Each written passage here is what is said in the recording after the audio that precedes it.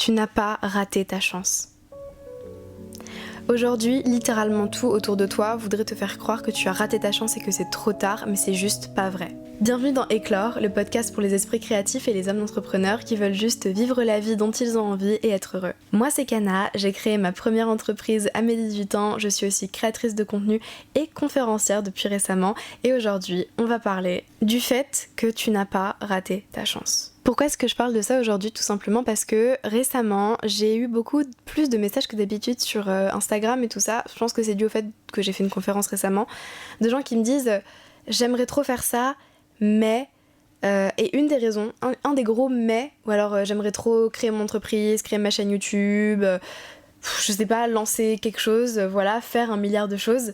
J'aimerais bien faire ça, mais, et un des plus gros mais que je reçois souvent c'est trop tard pour moi.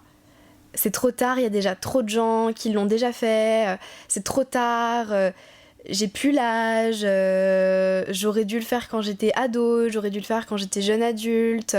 Et en fait, c'est trop dommage. Parce que je vais en parler pourquoi c'est pas vrai, mais pour moi, c'est vraiment en fait, sur les réseaux en ce moment, on a tous l'impression que c'est trop tard. Même moi, j'ai l'impression que c'est trop tard pour plein de trucs. Mais en réalité, c'est juste pas vrai. Je pense que c'est vraiment juste la surinformation. En fait, on est tout le temps exposé à 1 milliard de gens qui font 1 milliard de choses et qui choisissent d'ailleurs les aspects de leur vie qu'ils décident de nous montrer et qui nous montrent pas le mauvais. Mais on a l'impression que c'est tout le temps trop tard et c'est juste pas vrai. Et que ce soit professionnellement ou personnellement. Quand j'étais ado, j'avais l'impression que j'avais raté ma chance d'être jeune et de m'amuser. Je sais pas, alors que, frère, j'avais 16 ans, bref, j'avais l'impression à 16 ans que j'avais raté mon adolescence. Parce que j'aimais pas faire les trucs que mes potes aimaient faire. À 18 ans, j'avais l'impression que j'avais raté mon adolescence aussi parce que j'aimais pas aller en boîte, parce que j'aimais pas aller en bar, parce que j'ai arrêté de boire aussi à 18 ans. Parce que j'ai arrêté de faire plein de trucs, parce que je faisais pas les trucs comme les autres faisaient, et parce que j'étais au CNED aussi, pour la petite histoire, j'étais au CNED, donc j'étais toute seule, donc j'allais pas au lycée, donc j'avais l'impression que j'avais raté toute une période de ma vie et que je n'aurais plus jamais l'occasion d'être jeune et de m'amuser et tout ça. Et en fait, c'est juste trop dommage. Comment est-ce qu'une adolescente de 18 ans a pu avoir ces pensées-là à propos d'elle-même et à propos de sa vie? Et en fait, je pense juste que c'est parce qu'on est constamment bombardé du meilleur et des highlights de la vie d'absolument tout le monde et des gens qu'on ne connaît pas et dont on ne connaît pas la vie, et que du coup, on a toujours tendance à penser que c'est trop tard pour nous, mais la réalité, encore une fois, je vais le dire plein de fois dans ce podcast, mais que c'est juste pas vrai. Si j'ai envie, je peux littéralement choisir que ma trentaine sera plus fun que ma vingtaine. Ce qu'on a tendance à oublier, c'est que on est aux commandes de sa vie en fait et qu'on a littéralement le choix. Si jamais je décide que quand j'aurai 30 ans, je ferai tout ce que j'ai pas fait pendant ma vingtaine, je pense pas parce qu'en réalité je n'aime pas faire tous ces trucs-là, mais si jamais je décide je ferai. Et en fait, on a besoin de reprendre notre pouvoir sur le fait que tout est what you're not changing, you're choosing. Ce que tu ne changes pas, tu choisis. J'aimais bien cette citation, je l'ai vue passer récemment sur les réseaux, et je me disais que c'était vachement vrai. Et si tu décides que tu choisis actuellement quelque chose où tu sais que c'est peut-être pas ce qui te rend le plus heureux, mais que c'est important actuellement, tu peux toujours choisir de le changer plus tard, parce que, encore une fois, c'est pas trop tard. La notion de trop tard, c'est anxiogène. La notion de trop tard, c'est fait pour nous faire bouger, pour nous faire être plus productifs, pour nous faire plus de trucs, alors que des fois on n'a pas besoin de ça pour être heureux. La notion de trop tard a été implémentée par une culture de la productivité dont on n'a pas réellement besoin tout le temps en fait. Des fois être productif c'est cool, mais être heureux et aligné et en harmonie avec soi-même et dévoué à soi-même, c'est mieux. Je peux littéralement choisir que les prochaines années seront plus fun que les précédentes. Bon, après, il y a des trucs que je peux pas contrôler, hein. Toujours. Il y a des événements de ma vie, il y a des choses que je ne peux pas contrôler, je parle d'une manière plus générale, mais je peux choisir que mes futures années seront plus fun que mes anciennes. Je peux choisir que je n'ai pas raté ma chance et je peux me lancer dans n'importe quoi. Si j'ai envie de me lancer dans la danse classique, je peux le faire. Je serai peut-être moins bonne que celles qui ont commencé à 8 ans, mais je peux le faire, et ça m'empêche pas de devenir très bonne aussi. Je veux pas du tout commencer à la danse classique, c'est vraiment le pire exemple pour moi, mais en fait, tu peux littéralement choisir que tu n'as pas raté ta chance. Rater sa chance, c'est un choix. Rater sa chance, c'est un choix. Si tu décides que tu vas commencer aujourd'hui, ça veut dire que tu n'as pas raté ta chance. Peut-être que tu auras un peu pris de retard sur les gens, et encore, qu'est-ce que le retard sur les gens ? Parce que chacun a un chemin de vie différent. Ce qui me rend heureuse ne va pas te rendre heureuse, ce qui te rend heureuse ne va pas me rendre heureuse.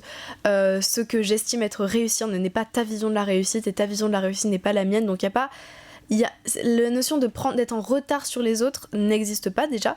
Et ensuite, du coup, vu que tu peux pas être en retard sur les autres, la seule personne vis-à-vis de qui tu peux être en retard, c'est toi-même. Du coup, si jamais tu décides que tu n'as pas raté ta chance, tu n'as pas raté ta chance. Rater sa chance, c'est un choix. Et aussi, tu n'as pas eu toutes les opportunités que tu auras dans ta vie. Et ça, c'est trop important à entendre, parce que je vois tellement de gens, même à mon âge, qui, même plus jeunes que moi, qui sont en mode « Ah, j'ai pas su voir cette opportunité-là, j'ai raté ma vie. » Mais tu as 20 ans, enfin je sais pas, genre c'est plein de trucs en mode « Ah, on a l'impression qu'on n'aura plus jamais de nouvelles opportunités. » Que rien d'autre ne viendra à nous. Et déjà, j'ai fait un épisode de podcast sur comment attirer naturellement les opportunités à soi, si jamais vous voulez aller voir. Mais on a cette impression qu'on est, et je pense que ça, c'est un peu un truc global. En tout cas, moi, je l'ai. Si jamais je m'en sors pas de manière consciente, j'ai tendance à tomber là-dedans, que j'arrive à la fin, que genre, enfin, c'est débile, j'ai 21 ans, que je n'aurai plus jamais d'opportunités qui vont venir à moi, que, je sais pas, que... J'en sais rien, tu vois, par exemple, là, l'IA, si jamais je me lance pas maintenant à créer des trucs avec ça, je vais louper le coche et ce sera trop tard après. Et certes, ce sera peut-être plus difficile après, mais trop tard, sérieusement, je pense pas. C'est comme les gens qui, je sais pas, je prends l'exemple de la crypto, j'ai rien en crypto, mais voilà, on va prendre cet exemple-là parce que c'est lui qui m'est venu, je veux savoir pourquoi. Ceux qui ont investi en crypto au tout début, ils sont très contents de l'avoir fait, mais il y avait des gens, quelques années après, qui étaient en mode mince, j'aurais dû investir en crypto au tout début, maintenant c'est trop tard, alors que aujourd'hui, s'ils avaient investi quand ils ont dit c'est trop tard, ils seraient millionnaires. Je sais pas si vous voyez ce que je veux dire.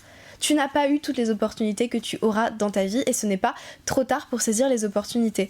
Il y a des trucs qui vont apparaître, des choses qui vont être inventées, des hasards qui vont t'arriver, qui vont faire que tu auras des opportunités et que du coup tu peux juste là maintenant, et je t'encourage pas à ne rien faire, parce que mon premier conseil dans la vie tout le temps, ça va toujours être faire des trucs et voir ce que ça donne, mais arrêtez de stresser sur il faut absolument que je fasse ça, il faut absolument que je fasse ça maintenant parce que sinon je vais louper le coche, je vais louper une opportunité.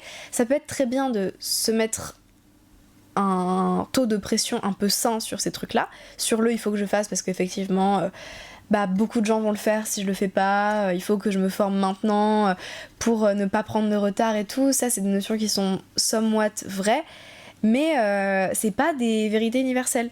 C'est pas parce que tu ne fais pas quelque chose maintenant que tu ne pourras jamais le faire en fait. Tu n'as pas eu toutes les opportunités que tu auras dans ta vie. Et tu n'as pas pris trop de temps pour te remettre des choses qui t'ont fait du mal.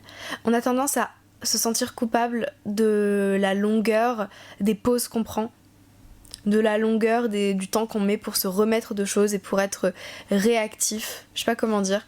Là, on va parler un peu plus de personnel et moins de professionnel, mais j'ai une amie qui a eu un cœur brisé et qui m'a dit mais tu te rends compte, je mets des années pour me remettre d'un tocard en plus, enfin bref, je mets des années pour me remettre de mon histoire avec ce mec, alors que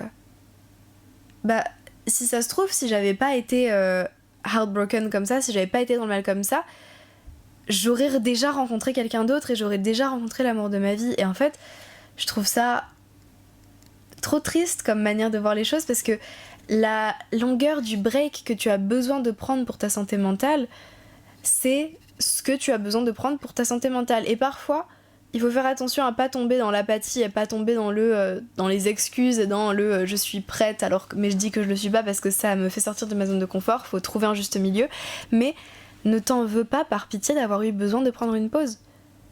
Tu n'as pas mis trop de temps pour te remettre des choses qui t'ont fait du mal et tu n'as rien loupé parce que tu as pris une pause. Prendre des pauses, c'est important. Savoir juste prendre du recul et se poser et rester avec soi-même pendant un moment. Et je parle même pas que d'amour, je parle aussi d'amitié, je parle d'opportunités professionnelles même. Si jamais tu as fait un burn-out, genre les gens qui font un burn-out, je trouve qu'il n'y a pas de limite sur le temps que tu as besoin pour te remettre d'un burn-out. À moins de tomber dans ce que je disais avant et de tomber dans les excuses et dans en réalité je m'en suis remis mais j'ai peur de sortir de ma zone de confort, du coup je dis que j'en suis pas remis. Ça faut faire gaffe. Mais il y a plein de trucs où juste tu prends le temps dont tu as besoin et tu n'as pas besoin d'avoir peur de rater quelque chose pendant le temps que tu prends pour te remettre et pour guérir de quelque chose. Est-ce que quelqu'un qui se casse la jambe, tu lui dirais putain t'abuses d'avoir mis du temps à reconstruire ton os, enfin genre t'abuses d'être resté aussi longtemps avec un plâtre parce que imagine tout ce que t'aurais pu courir pendant le temps que t'étais dans le plâtre, non, et c'est pareil, enfin oui, on va dire que c'est pareil. Et du coup si je reprends l'exemple de ma pote qui se culpabilise d'être cœur brisé parce qu'elle a pas cherché l'amour pendant ce temps alors qu'elle aurait pu rencontrer des gens bien, déjà les gens bien, il y en a plein, enfin bref. Il existe plusieurs personnes dont on peut tomber amoureux et avec qui on aura des histoires super belles, donc déjà cette personne, si elle écoute ce podcast, je pense pas, mais peut-être. Tu rencontreras d'autres personnes, même si tu aurais peut-être rencontré quelqu'un de très bien, il n'y a pas qu'une personne avec qui tu peux faire ta vie, donc ça se trouve tu aurais rencontré quelqu'un de très bien, mais là, dans quelques mois, tu rencontreras quelqu'un d'encore mieux. Et imagine, et ça c'est universel, je parle pas qu'en amour mais je parle en tout, si jamais tu étais ressorti de ça avant, enfin non, si jamais tu t'étais forcé à sortir de ça, si jamais tu t'étais forcé à aller mieux et que tu avais rencontré quelqu'un de bien, est-ce que tu penses vraiment que tu aurais pu en faire quelque chose de bien? Est-ce que tu penses que tu aurais réussi à faire en sorte que cette relation se passe bien? Et c'est pareil, si jamais t'as fait un burn-out et que tu te remets de ton burn-out alors qu'en réalité t'es pas remis et que tu repars faire des entretiens pour un nouveau job, peut-être, si t'as quitté ton ancien job, est-ce que tu penses réellement, si tu reprends un job alors que tu es encore au milieu de ton burn-out, que tu vas réussir à le tenir et à faire un bon travail dedans, même si c'est le job de tes rêves, hein. Est-ce que tu penses réellement, si tu ne t'es pas réellement remis de ton burn-out, que tu vas pouvoir faire ce que t'as envie de faire avec ce job, ou avec cette relation, ou avec cet hobby, ou que sais-je, tu vois? Moi, je pense pas. Du coup, c'est important de prendre le temps de se remettre des choses, et non, tu n'as pas raté ta chance parce que tu as pris trop de temps pour te remettre de quelque chose. Ça, c'était mon point numéro je sais plus combien. Et aussi, parce que je viens d'y penser, ceux qui sont censés se rappeler de toi ne t'ont pas oublié. Voilà, juste ça. Ceux qui sont censés se rappeler de toi ne t'ont pas oublié. Et ensuite, on va prendre un petit autre angle, mais c'est le tu n'as pas peaked. Genre peaked en anglais, c'est tu n'as pas atteint ton apogée. Genre to peak, c'est atteindre son meilleur dans un domaine. Genre il y en a, l'expression classique aux États-Unis c'est she peaked in high school. C'est genre la meilleure période de sa vie, la meilleure érade de sa vie, c'était au lycée. Et ça déjà je trouve ça hyper méchant à dire, et ensuite c'est tellement subjectif, et encore une fois, c'est un choix. Si je décide que j'ai pas peaked, par exemple, une des meilleures périodes de ma vie, honnêtement, c'était l'année dernière, milieu d'année. Enfin, janvier de l'année dernière. C'était une super période de ma vie. Honnêtement, si je décide que le futur sera mieux que janvier de l'année dernière, le futur sera mieux que janvier de l'année dernière. Si je décide, là il y a 1 mois et demi, à peu près 2 mois, j'étais en train de faire une conférence au Grand Rex. Si je décide que la conférence au Grand Rex, c'était pas le point culminant de ma vie, ce sera pas le point culminant de ma vie. Déjà parce que mentalement c'est pas le point culminant de ma vie, mais en plus parce que du coup je décide que je vais faire le chemin vers d'autres points culminants de ma vie. Enfin on pourrait se dire putain une conférence au Grand Rex à 21 ans elle fera jamais mieux. Peut-être, enfin prestigieusement parlant effectivement ça va être compliqué, enfin à moins que je fasse un TEDx aux États-Unis, mais justement peut-être que je ferai un TEDx aux États-Unis. Et je décide de croire qu'un jour je ferai un TEDx aux États-Unis. Et du coup j'ai pas atteint mon apogée à ce moment-là. Et du coup, là c'est un peu l'autre angle. Avant on avait le j'ai raté ma chance de c'est trop tard. Maintenant c'est terminé. Enfin non, avant on avait le j'ai raté ma chance parce que c'est trop tard. Maintenant on a le c'est terminé. Enfin j'ai fait ça donc maintenant c'est fini, il y aura jamais mieux que ça. C'est pas vrai. Le il y aura jamais mieux que ça, que ce que j'ai fait avant, c'est un choix. Voilà. Je voulais parler de ça, je pense que j'avais un autre truc à dire sur ça. Toi, en tant que personne, tu n'as pas peaked. Tu n'as pas atteint l'apogée de ce que tu peux être et qui tu peux être et ce que tu peux accomplir en tant que personne. C'est littéralement ton choix. Voilà, moi si jamais je décide que je serai mieux dans ma trentaine que dans ma vingtaine, je peux décider ça. Voilà, après il y a des ressentis, il y a des choses, il y a des facteurs extérieurs, mais je contrôle mes perceptions et je contrôle mes actions. Tout ce que je fais et tout ce que je décide de faire et d'être, c'est mes choix à moi. Et aussi un truc hyper important dont je voulais parler, c'est qu'il y a de la place pour toi. On a tendance à penser que quand quelqu'un d'autre a ce dont on a envie, on a raté notre chance. Que quand plusieurs personnes ont ce qu'on a envie, on a déjà raté notre chance, et ça marche pour les opportunités, pour les relations, ça marche tellement pour tout. En fait, on a tendance à voir les autres, à voir ce qu'on veut et à dire bah il l'a, du coup je ne peux pas l'avoir. Mais le bonheur, c'est pas une ressource limitée. Il n'y a pas un nombre de bonheur de personnes heureuses sur la planète limitée et quand quelqu'un perd son spot, tu prends le sien. Enfin, c'est pas comme ça que ça marche. Et c'est comme, je vais prendre plusieurs exemples. Je vais prendre l'exemple de l'entrepreneuriat. C'est pas parce qu'un marché est saturé que tu peux pas percer dedans. C'est plus dur, mais c'est pas parce qu'un marché est saturé que tu peux pas le faire. Des copywriters, il y en a des milliers. Enfin bref. Là, c'est mon taf dont je parle, mais des conférences. Des conférenciers, il y en a des centaines et des centaines et des milliers. Et pourtant, moi je suis persuadée que j'ai quelque chose de nouveau à apporter et que je peux être très forte dedans et que je peux faire une carrière là-dedans. Et du coup, je décide que je vais faire une carrière là-dedans. Et je décide que j'ai quelque chose à apporter au monde. J'aurais pu regarder parce qu'avant d'en faire, j'ai regardé des centaines de conférences. J'aurais pu regarder tous ces conférences talentueux et dire bon bah, j'aurai jamais leur niveau. Le monde a déjà tellement de conférenciers de talent, pourquoi est-ce que moi je me lancerais là-dedans et juste ne pas le faire. Et pourtant non, j'ai commencé, je me suis lancée et je l'ai fait et j'ai eu raison de le faire parce que j'ai inspiré des gens. Il n'y a pas une ressource limitée. Et pareil pour le business, ça c'est un truc que moi j'ai tendance à... C'est un truc où il faut que je fasse attention à pas tomber là-dedans, c'est quelqu'un a déjà fait ça donc je ne peux pas le faire. C'est pas vrai. Faut faire attention à ne pas copier, bien sûr, j'encourage pas à copier, à plagier, mais tu vas toujours ramener ton énergie dans les choses. Genre, il y a énormément de gens qui font agence sur les réseaux par exemple. Et c'est pas pour ça qu'on accuse une agence d'avoir plagié sur l'autre parce qu'elle s'est lancée après. Je sais pas, y a énormément de gens qui font des trucs similaires sur YouTube et ça veut pas dire qu'ils se plagient les uns les autres. Chacun a son énergie à amener. Et pourtant il y en a énormément, mais c'est pas pour ça que personne n'a le droit de se lancer. Enfin bref, en gros tu as ta place là où tu as envie d'être. Et c'est pas parce que beaucoup de gens ont déjà ce que tu veux qu'il y en a plus pour toi. C'est pas...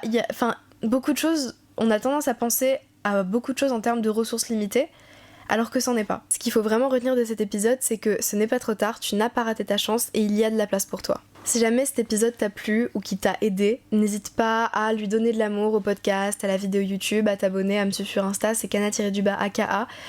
Voilà, donne de l'amour au podcast, peu importe la forme que ça prendra, que ce soit 5 étoiles ou un commentaire. D'ailleurs, en commentaire, j'adore lire vos commentaires. Si jamais vous m'envoyez des messages sur Instagram, j'adore lire vos retours concernant le podcast sur Instagram. Voilà, à chaque fois je suis trop contente de voir un peu votre point de vue sur le sujet du jour.